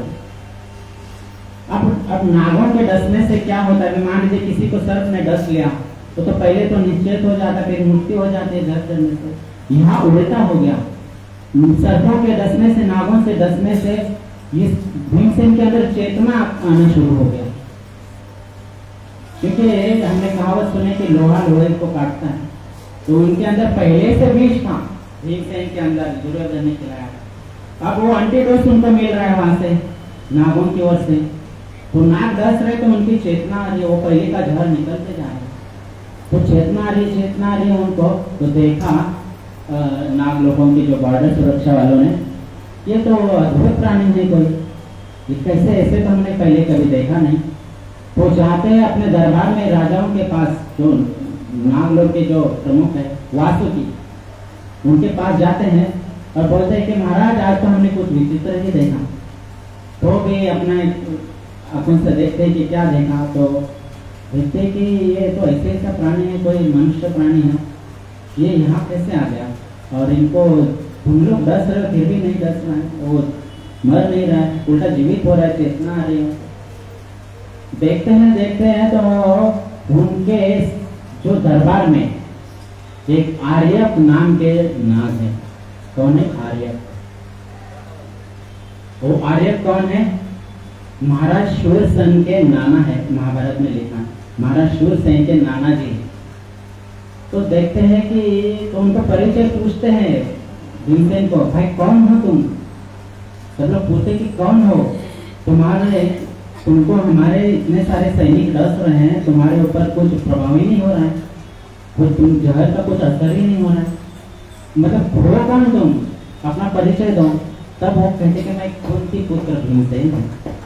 जैसे कुंती का नाम सुना उन्होंने आर्य जी ने, तब कहा ये तो मेरे नाती का पुत्र है। नाते बोलते हैं, हिंदी में क्या बोलते हैं, नाते बोलते हैं, तो ये तो मेरा हमारा रिश्तेदार है, हमारा, इसका तो स्वागत होना चाहिए। तो उनको राज दरबार में ले जाते प्रमुख अतिथि बनाकर, अभिषेक गेस्ट हैं नागलोक का भीमसेन। फिर उनको अच्छी सी जड़ी बूटियां वगैरह देकर उनको ठीक करते हैं। फिर अभी अतिथि का स्वागत कैसे करेंगे कि नागलोक का जो सबसे स्वादिष्ट पदार्थ है, जो सिर्फ नागलोक ही पीते हैं, ऐसा कुछ इनको दे दिया जाए। तो नागलोक का एक रस है, उसका नाम मुझे याद नहीं आ रहा, वो रस के 8 कुंड हैं, वो 8 कुंड उनको दिए जाते हैं। कि बोलते पहले तो एक दे देते कि भाई पी ले, कि मनुष्य है कितना पिएगा। भीमसेन ने एक श्वास में 1 कुंड पी लिया, एक श्वास में 1 कुंड पी लिया। सब वो सुरक्षा वाले नागलोक के जब सब लोग आश्चर्यचकित हो गए, अरे इतना शक्ति तो हमारे भी नहीं है कि हमारे अंदर के 1 कुंड एक साथ में पी ले। ऐसा देखते देखते 8 कुंड भीमसेन ने पी लिए, 8 कुंड पी लिए और 8 दिन सो गए। 8 कुंड पी के 8 दिन सो गए। 8 दिन के बाद जब वो उठ गए सो के, तब उन्होंने अपने आप में पाया कि मैं बहुत ही शक्तिमान हो गया हूँ, बहुत ही शक्तिशाली हो गया हूँ। 10,000 हाथियों का बल भीमसेन को प्राप्त हुआ है। 10,000 हाथियों का बल भीमसेन को प्राप्त हुआ है। अब ये किनकी कृपा से हुआ है? भगवान भगवत गीता में कहते हैं 10वें अध्याय के 28वें श्लोक में कि सर्पों में मैं वासुकी हूँ। भगवान ने बताया, भगवान ने सब किया है। तो इस प्रकार अतिथि का स्वागत करके उनको अच्छे से सब कुछ दे करके फिर उनको विदा करने का जब समय आता है तो उनको भेज दिया जाता है। एक नाग उनको छोड़ने के लिए जाता है। एक नाग जब उनको छोड़ने के लिए जाता है तो वो नाग के पीठ पे बैठते हैं। जैसे पीठ पे बैठते हैं नाग लोग से सीधा उसी स्थान पर ऊपर आ जाते हैं गंगा के तट पर जहाँ उनको छोड़ा गया था, जहाँ उनको छोड़ा गया था। और छोड़ा गया था उस जगह से फिर वो अपने घर में चले ही अभी पहुंचने ही वाले हैं तो वहां पर बहुत चिंतित है सब पांडु के पुत्र, मतलब जो बाकी के पांडव है वो और कुंती महारानी। और वो विदुर जी को कहते हैं, किसी और को कहते नहीं कि विदुर जी को कहते कि भीमसेन अभी तक आया नहीं, 8 दिन हो गए, पता नहीं क्या हुआ होगा। तो विदुर जी कहते हैं कि किसी को बोलिए मत आया नहीं है करके, आप शांत रहिए।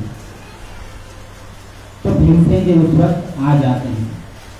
विदुर जी उनको कहते हैं कि आपके जो पुत्र हैं बहुत शक्तिशाली है, 5 पुत्र और दिग्विजय हैं। वो 5 पुत्र हैं, उनकी बहुत दीर्घायु है, आयु उनकी बहुत है, अभी नहीं मरने वाले, तो अभी मरा नहीं होगा वो, आप शोक मत कीजिए।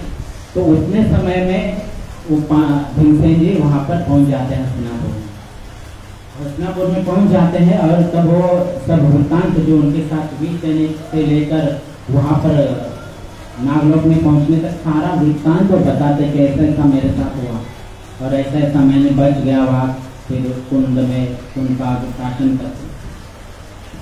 तो विदुर जी कहते हैं कि ये बात किसी को और को मत कहिए, आप दुर्योधन को भी, इसको भी, उसको भी, कि आपको भी ऐसे ऐसे आपने हमें मारने की कोशिश की, विष देने की कोशिश की, ये आप कहिएगा मत, वरना उनको मालूम नहीं होना चाहिए कि आपको मालूम है कि उन्होंने आपको विष दिया है, क्योंकि फिर वो अगली बार कुछ और तरीका सोचेंगे आपको मारने का।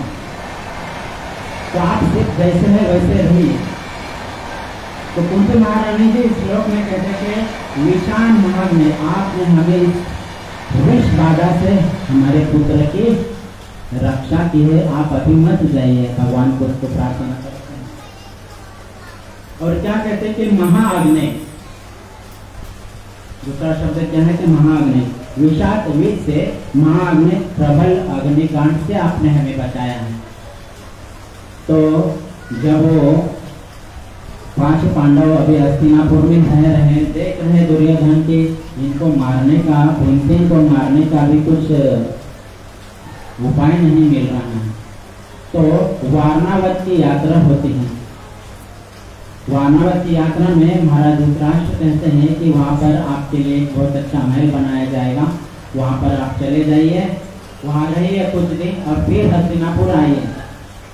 तो वहाँ पर एक लाक्षागृह बनाया जाता है जो सिर्फ लाख का बना रहता है, लाख का, और ऐसे ज्वलनशील पदार्थों से बनाया होता है कि तुरंत आग पकड़ ले, जैसे घी से बनाया हुआ है, या कुछ वस्त्र भी ऐसे होते हैं जो तुरंत आग पकड़ लेते हैं, ऐसे पर्दे उसमें लगाए हुए, लाख लगाया हुआ है, ऐसे ऐसे भीषण मतलब आग पकड़ ले, ऐसे उस चीजों का घर बनाया गया है।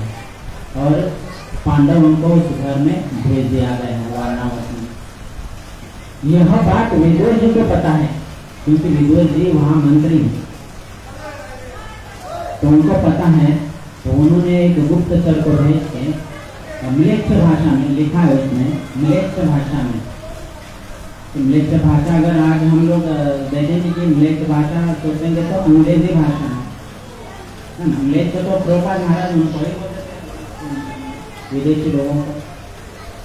तो विदुर महाराज को और युधिष्ठिर महाराज को, ये दोनों भाषाएं आती थी, म्लेच्छ भाषा। तो म्लेच्छ भाषा में एक संदेशा भेजते हैं, वो दूत को भी नहीं पता है कि ये क्या संदेशा है, लेकिन वो गुप्तचर जो भेजते हैं सिर्फ वो लाइन बोलते, ये बोलो वो बोलते हैं मृत भाषा में बोलते हैं कि हिंदी में अनुवाद करके बता रहा हूँ। युधिष्ठिर महाराज को बोलते कि जंगल में यदि आग लग जाए तो कौन बचेगा। तो युधिष्ठिर महाराज बुद्धि लगाते कुछ तो गड़बड़ होने। तो जंगल में आग लगेगा तो कौन बच सकता है, जो जमीन के अंदर घुसेगा वही बचेगा, चूहा बचेगा। तो चूहा कहाँ रहता है, भीड़ में रहता है। समझ गए कि कुछ तो यहाँ पर हमारे लिए गुहा या क्या सुरंग बनाई हुई है। तो वो इशारों में सब कुछ विदुर महाराज उनको बताते हैं दूसरे दूत के द्वारा कि एक सुरंग बनाई गई है और सुरंग ऐसे स्थान पे बनाई है जहाँ युधिष्ठिर महाराज का आसन हो, ताकि वहाँ पर वो जो महल बनाने वाले लोगों को तो शक ना संशय ना हो जाए कि सुरंग बनी है, क्योंकि युधिष्ठिर महाराज के आसन के पास तो कोई जाएगा नहीं। तो वहाँ पर आसन के नीचे ही सुरंग बनाई और सुरंग वहाँ पर दूसरी जगह पर नदी के किनारे तक पहुँचती है और वहाँ पर एक नाव रखी है। सब विदुर महाराज ने उनको युधिष्ठिर महाराज को संदेशा भेजा है। तो वहाँ पर कुछ सफाई कर्मचारी एक कोई आए थे और उनके 5 पुत्र भी आए थे। तो भीमसेन ने सोचा कि हम आग, इनके वो पुरोचन नाम का व्यक्ति है जो जिसने महल बना, बल्कि उससे आग लगाने का हम वेट क्यों करें, हम खुद ही आग लगा के चले जाते हैं। तो आग लगती है और वो सुरंग से चले जाते हैं और दुर्भाग्य से वहाँ पर वो जो महिला और उसके 5 बच्चे आए हुए थे सगाई के लिए, वो वहाँ पर मर जाते हैं। और फिर हस्तिनापुर में यह मैसेज जाता है कि कुंती और पांडव वहाँ पर अग्निकांड में मर चुके हैं। परंतु भगवान ने विदुर जी के द्वारा ये मैसेज भेजा है, विदुर जी के बुद्धि के द्वारा कि यहाँ सुरंग है, यहाँ से चले जाओ। अब दूसरा मैसेज भेजा है कि अब तुम हस्तिनापुर वापस नहीं आना है, तुमको वन में रहना है। वन में कहाँ रहेंगे, क्या करेंगे, खाएंगे, करेंगे, भिक्षा मांग के खाना। तो कुंती महारानी जी कहते हैं कि आपने हमें भीषण अग्निकांड से बचाया है। आगे क्या कहते हैं, पुरुषार्थ दर्शनार्थ, पुरुषार्थ मतलब मनुष्य के भक्षण से, मतलब मनुष्य के भक्षक से, मतलब मनुष्य को खाने वाले मनुष्य भक्षियों से आपने हमें बचाया है। तो यह कब हुआ, जब वो लाक्षागृह से बाहर निकले और नाव में बैठे और नाव वाला उनको नदी के उस पार छोड़ दिए, तब वो अब कहाँ जाए, अब जंगल है, कहाँ चले जाएं। तो भीमसेन ने अपनी माता को कंधे पर बिठाया है और बाकी के चारों भाइयों को पीठ पर इधर उधर बिठाया है और वन में चले गए। वन में चले जा रहे सभी लोग थक चुके हैं, अभी चले जा रहे हैं। एक पीपल के वृक्ष के नीचे वहाँ भीमसेन जी ने उन्हें उतार दिया, वहाँ के पत्ते साफ किए, झाड़ू लगाया और वहाँ पर उनको बिठा दिया। और कुंती महारानी जी पानी मांग रही है। देखिए महल में जिनके अनेकों दासियां हैं, आज वो कुंती महारानी जी वन में पानी मांग रही है। तो भीमसेन को ये बहुत बुरा लगा, तो उनको बहुत क्रोध आया पांडव कौरवों के ऊपर कि अब दुर्योधन को नहीं छोड़ना है। तो गए पानी लेने के लिए, तालाब छोटा सरोवर था, वहां से पानी लेके आए, सबको दिए, पानी पिलाएं। पानी पीने से तो अच्छा लगा सबको। फिर अब क्या करें, उसी वृक्ष के नीचे वो सो गए। हम कहाँ पर है, मनुष्य के भक्षक थे, क्योंकि महारानी जी कह रहे कि आपने हमें मनुष्य के भक्षक से बचाया है। वहां सो गए, वही निकट ही एक हिडिंबा नाम का राक्षस है, उसकी बहन भी है हिडिंबा। हिडिंबा क्या करते हैं, वन में जो भी मनुष्य प्राणी आते हैं, मनुष्य आते हैं, उनको मार कर उनका मांस खाते हैं। मारने का काम कौन करता है, हिडिंबा करती है, और फिर दोनों भाई बहन मिल करके खाते हैं। और वो गंध से पहचान लेते हैं कि इस वन में कोई भी मनुष्य आया हुआ है। तो उनको वो सब 5 पांडव और कुंती महारानी के गंध से पता चला हिडिंबा को यहाँ वन में कोई तो मनुष्य आए हुए हैं, अपनी बहन को भेजते हैं, जाओ देखो कौन आया है और उनको मारो और यहाँ लेके आओ। हिडिंबा जाती है, देखते हैं तो 4-5 लोग सोए हुए हैं, 4 पुरुष सोए हैं और एक वृद्ध स्त्री सोए हुए हैं, और एक जो है वो छठा वो सचेत है, जाग रहा है। और उनको देखा भीमसेन को, वो इनका शरीर देखे इतने मोहित हो गए, उनको मारने का जो भावना था वो छूट गया। भगवान ने हिडिंबा के अंदर इतनी बुद्धि डाल दी कि उनकी दुर्भावना जो थी वो चली गई खाने की, उनको मार के खाने की, वो उनके शरीर से मोहित हो गई भीमसेन को। और जाके उनसे निवेदन करने लगी, पूछने लगी आप कौन हो पुरुष, इतने सशक्त पुरुष हो, कौन हो आप, और ये वृद्ध स्त्री कौन है, और ये जो 4 सोए हुए हैं वो कौन है। तो भीमसेन जी कहते हैं कि ये मेरे भाई है, ये मेरी माँ है और मैं भीमसेन हूँ। तो बोलते हैं भीमसेन जी को कि आप बहुत सुंदर हो, ये वो संबोधित करने का प्रयास करते हैं, कि बोलती कि मैं आपसे विवाह करना चाहती हूँ, और अपना परिचय भी देते हैं कि मेरे भाई ने मुझे आपको मारने के लिए भेजा है और फिर हम दोनों मिलकर आपको खाने वाले थे, परंतु आप पर मैं मोहित हो गई हूँ, मैं आपसे विवाह करना चाहती हूँ। आपके बचने का एक ही उपाय है कि आप मुझसे विवाह कर लो, मैं आपको अपने भाई से बचाकर दूसरे स्थान में ले जाऊंगी और वहाँ रखूंगी, सुरक्षित रखूंगी।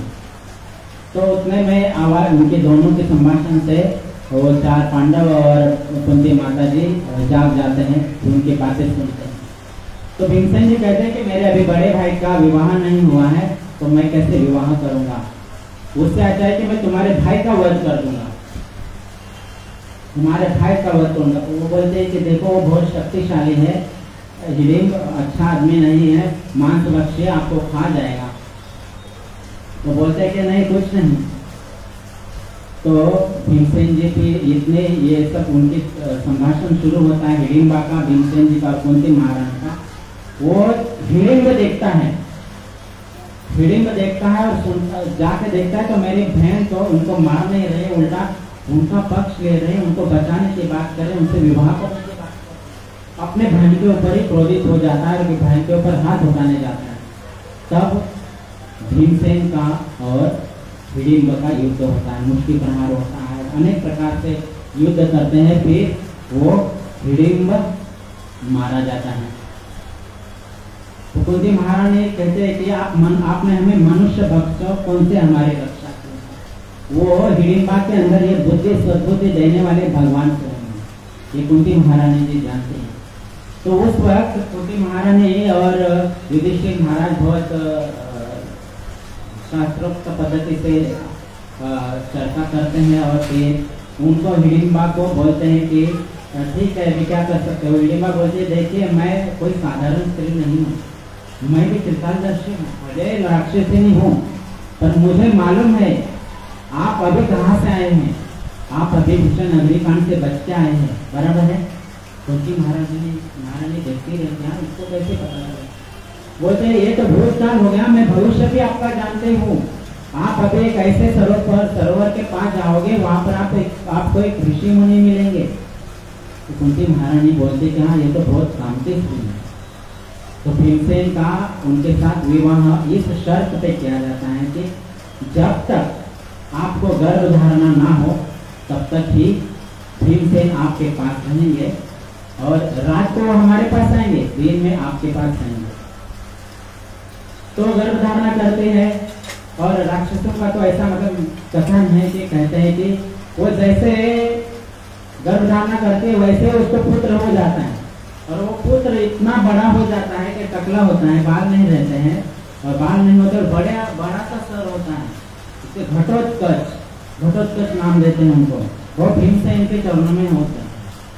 बोलते आप कौन हो, बोलते ये राक्षसी का पुत्र हूँ, आपका ही पुत्र हूँ। बोलते हैं कि मैं आपकी सेवा करूंगा, क्या से मेरे लिए आज्ञा है बताइए। तो भीमसेन जो बोलते हैं कि तुम मेरी क्या सेवा कर सकते हो, आप अपने माता को अच्छी तरह से संभालो, उतना ही काफी है। नहीं आप मुझे आज्ञा दीजिए, मैं तो रावण और मेघनाथ से भी ज्यादा शक्तिशाली हूँ। चाहे तो मैं प्रलय ला सकता हूँ, इतना शक्तिशाली हूँ। इतना शक्तिशाली निर्माण ये भगवान जानते थे कि ये व्यक्ति आगे काम आने वाला है, इसलिए उस मनुष्य भक्षकों से भगवान ने उनकी रक्षा की ताकि महान युद्ध में ये घटोत्कच काम आने वाला है। तो कुंती महारानी जी कहते हैं कि आपने हमें महान भक्षकों से हमारी रक्षा की है। और कौन से महान मनुष्य भक्षकों से आप रक्षा की है, कौन बताएंगे? आप में से कोई बता सकते हैं? और भी एक ऐसे लीला हुई थी जहाँ मनुष्य भक्षकों से इनकी रक्षा की हुई है भगवान ने, बताइए। हाँ, वो गांव का नाम है एक चक्रा, जहाँ नित्यानंद महाप्रभु का जो जन्मस्थली है, ऐसा कुछ है, जन्मस्थली है। वहाँ पर वो गांव में जाते हैं, वहाँ से फिर मतलब हिडिंबा के वहाँ से फिर चलते चलते चलते घूमते घूमते वन में एक चक्रा गांव के पास पहुँचते हैं। और एक चक्रा गांव में वो एक ब्राह्मण के घर में रुकते हैं। अपना परिचय नहीं देते हैं उनको, वो ब्राह्मण को कि हम कौन है, बस हम हैं, बस हम 5 पुत्र हैं, ये हमारी माता है, आप हमें रहने के लिए कुछ आश्रय दीजिए। तो रहने के लिए आश्रय देते हैं, परंतु उस गांव में गांव के नजदीक एक ऐसा बड़ा राक्षस है, क्या नाम है? बकासुर। बकासुर है, ऐसा पूछना, बकासुर है शायद। अब बोलिए प्रभु जी, बकासुर है? हाँ, तो बकासुर है जो रोज उसको एक मनुष्य खाने के लिए चाहिए। और बचपन में तो हमारे तो स्कूल में ये पाठ था कि बकासुर को एक बैलगाड़ी भर के खाना लगता था, स्कूलों में था ये। तो कभी का तो शिक्षा मंत्री जी मुस्लिम ही थे, तो उनका तो पता नहीं उन्होंने किस हिसाब से क्या लिखा हुआ, लेकिन साधुगण ऐसा कहते हैं कि उनको 40-50 बैलगाड़ी भर के खाना लगता है। और साथ में वो जो व्यक्ति लेके जाता था उसको भी खाता। और जिस दिन लेके अगर वो नहीं कोई लेके गया, उस दिन वो उस गांव में आके फिर पूरा विध्वंस कर रहा था। तो गांव वालों ने मीटिंग करके उससे तय किया था कि हर रोज हमारे यहाँ से आपको इतना इतना खाना आएगा और एक व्यक्ति लेके आएगा। तो ऐसे रोज उस गांव से एक व्यक्ति चला जाता है। एक बार कुंती महारानी जी देखती हैं कि उनके 4 पुत्र जो है वन में चले गए और अकेला भीमसेन घर पे। तो उस वक्त वो उस घर में जो चर्चा हो रही वो सुनते हैं। तो जो घर के प्रमुख व्यक्ति हैं, जो पुरुष हैं, वो अपने पत्नी से कहते हैं आज उनका नंबर है, आज उन लोग का नंबर है तो बकासुर के पास खाना लेके जाने का। तो वो जो पुरुष है वो अपनी पत्नी को कह रहे हैं कि देखो मैं तो पुरुष हूँ, आप तो मेरे 2 बच्चों की माता है, तुम ये जो भोजन लेके जाओगे राक्षस के पास वो तो उनको खा जाएगा, लेकिन हमारे बच्चे की माँ के बिना रह जाएंगे। उससे तो मैं तो पुरुष हूँ, मैं चला जाता हूँ, तुम घर में रहो और मेरे बाद बच्चों का पालन पोषण करो। वो पत्नी कहती है देखो मैं तो स्त्री हूँ, बच्चों का पालन पोषण कैसे करूँगी, आप तो पिता हो, कमा के ला सकते हो, बच्चों को खिला सकते हो, तो आप मत जाओ, मैं जाती हूँ। रो रहे दोनों। तो ये रोने की आवाज उनकी छोटी बच्चे भी सुनते हैं। और ये सब दृश्य कुंती महारानी खंबे के पीछे से देख रहे हैं। तो जो छोटी बच्ची जो है वो अपने माता पिता को कहती है देखो मैं तो पुत्री हूँ, आज ना कल आप मुझे ब्याह दोगे, त्यागी दोगे, तो क्यों ना मैं ही चली जाती हूँ, मुझे ही खा जाए, आप तीनों सुरक्षित रहेंगे, आप दोनों और मेरा छोटा भाई। उसने भी वो छोटा भाई एक डंडी छोटा सा उठा लेकर बोलता मैं इस डंडे से बकासुर को मारूंगा। ये सब दृश्य जब आपस में चालू होता है, सब लोग रोते हैं, तो कुंती महारानी से रहा नहीं जाता। वो जाती है उनके पास और उनको पूछती है क्या हुआ है, मुझे बताएंगे। तो नहीं बताते हैं, और तो कुंती महारानी बहुत विनम्र करती है कि बताइए बताइए। तब वो बताना शुरू करते हैं कि ऐसे ऐसी हमारे गांव की परंपरा है, एक राक्षस है, उसको रोज खाना देना पड़ता है, तो आज हमारा नंबर है। तो कुंती महारानी जी कहते हैं कि आप चिंता मत करिए, मेरे पुत्र को मैं भेजती हूँ, मेरा पुत्र बहुत शक्तिशाली है। वो जो पुरुष है बोलते हैं कि नहीं नहीं नहीं, आप तो हमारे अतिथि हैं, अतिथि की सेवा करना हमारा धर्म है, अतिथि को हम कैसे जाने देंगे, ये तो अपराध हो जाएगा। तो कुंती महारानी जी कहती है कि देखो अपराध अपराध कुछ नहीं होगा और ना ही किसी की मृत्यु होगी किसी की, वो राक्षसी मारा जाएगा, क्योंकि मेरा पुत्र जो है बहुत शक्तिशाली है और सिर्फ शक्तिशाली नहीं है, बहुत मंत्र विद्या भी जानता है। ऐसे ही कह देती, मंत्र विद्या भी जानता है, वो मंत्र से उसको मार देगा। तो ऐसा बोले हाँ। तो तब वो तैयार होते हैं, तब वो भीमसेन अब वो गाड़ी लेकर के जितना खान पान का सामग्री लेकर तो चले जाते हैं और वो राक्षस अभी देख नहीं रहा होता है कि भीमसेन आए हैं।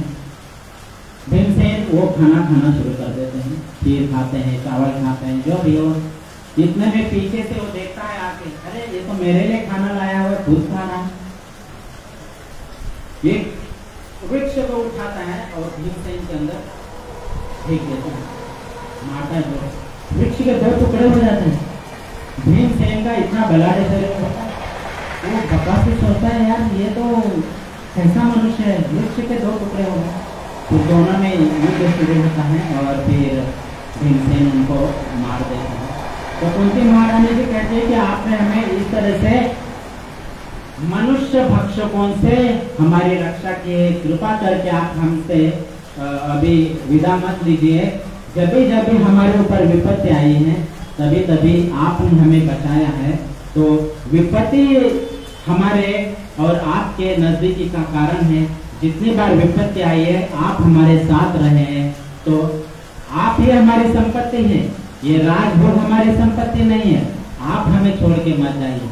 क्यों ऐसा कहते हैं? क्योंकि बहुत शरणागत है, बहुत शरणागत है। भगवान ने भगवद गीता के अंतिम श्लोकों में कहा कि माम एकम शरणम व्रज, सर्वधर्मान परित्यज्य माम एकम शरणम, मेरे अकेले की शरण में हो। तो कुंती महारानी जी बचपन से ही शरणागत है। तो हमें भी शिक्षा लेनी चाहिए कि हमें भगवान के शरणागत रहना चाहिए, गुरु की शरणागत रहना चाहिए। तो बहुत शरणागत है, तो कहते हैं कि हमें ये संपत्ति नहीं चाहिए, हमें आप चाहिए, क्योंकि आप रहते हो तो हमें बहुत अच्छा लगता है। तो विपत्तियां हमें दे दो, जितने भी विपत्तियां आपने हमें दी है उतनी विपत्तियों में आप हमारे साथ है, तो विपत्तियां हमें आप दीजिए। तो इस तरह से प्रार्थना करते हैं। तो समय कितना? हाँ? 10 होगा। प्रभु कितना? हाँ, तो अभी बोल सकता हूँ कि कुछ देर बाद में क्या? हरे कृष्णा हरे। आप अभी श्रवण करना चाहते हैं? अभी श्लोक खत्म नहीं हुआ है, बहुत सुंदर सुंदर बातें आगे हैं।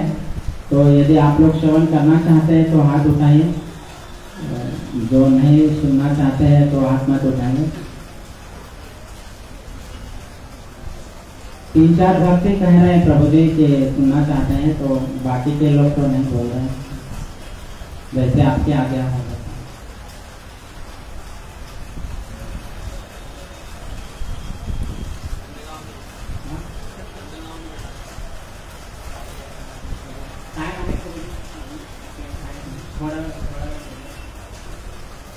तो विशाल महाग्ने पुरुषाद दर्शनाथ असत सभायाम वनवास कृष्ण। कहते कि आपने हमें विष बाधा से बचाया, आपने हमें महान अग्नि से बचाया, आपने हमें मनुष्य भक्षकों से बचाया। अब कहते कि असत सभायाम, छोटे छोटे थोड़े शब्दों में हम लोग करते हैं, समझते हैं। असत सभायाम, क्योंकि असत सभा से भी आपने हमें बचाया है, कभी भी आपने हमें साथ दिया है, हमारी रक्षा की है। तो असत सभा क्या है? जब युद्ध क्रीड़ा होती है, युद्ध क्रीड़ा को कह रही है कुंती महारानी की असत सभा, क्योंकि वहां पर कुछ अच्छी चीजें नहीं हो रही है, जबरन युद्ध खेला जा रहा है। बहुत से लोग ऐसा प्रश्न करते हैं कि जब धर्मराज युधिष्ठिर इतने धार्मिक व्यक्ति है, स्वयं धर्म के अंश हैं, तो उन्होंने जुआ क्यों खेला, क्रीड़ा क्यों की? लेकिन अगर तत्व से जानने का प्रयास करेंगे तो युधिष्ठिर महाराज बहुत आज्ञाकारी व्यक्ति हैं। वो अपने बड़ों की आज्ञा का उल्लंघन नहीं करते हैं। धृतराष्ट्र महाराज ने दूत भेजा है, कौन सा उनका राज्य है, पांडवों का, इंद्रप्रस्थ में दूत भेजा है कि आप यहाँ पर जुआ खेलने के लिए आओ। तो युधिष्ठिर महाराज जुआ खेलने के भाव से हस्तिनापुर नहीं आते हैं। हमारे बड़े पिताजी ने बुलाया है, वो आज्ञा पालन करने के लिए वहां चले जाते हैं। और फिर वहां द्यूत क्रीड़ा होती है, आप तो सबको जानते हैं वहां क्या होता है। और फिर वहां पर द्रौपदी माता का वस्त्र हरण होता है।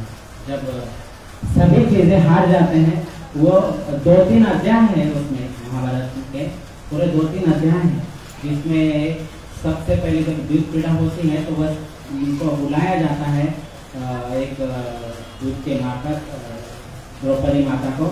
तो वहाँ पर बहुत वार्तालाप होती है। तो फिर महाराज जी को पूछो कि पहले आप हारे थे या पहले आपने मुझे दाव पे लगाया था। तो ये सब बहुत वार्तालाप होती है।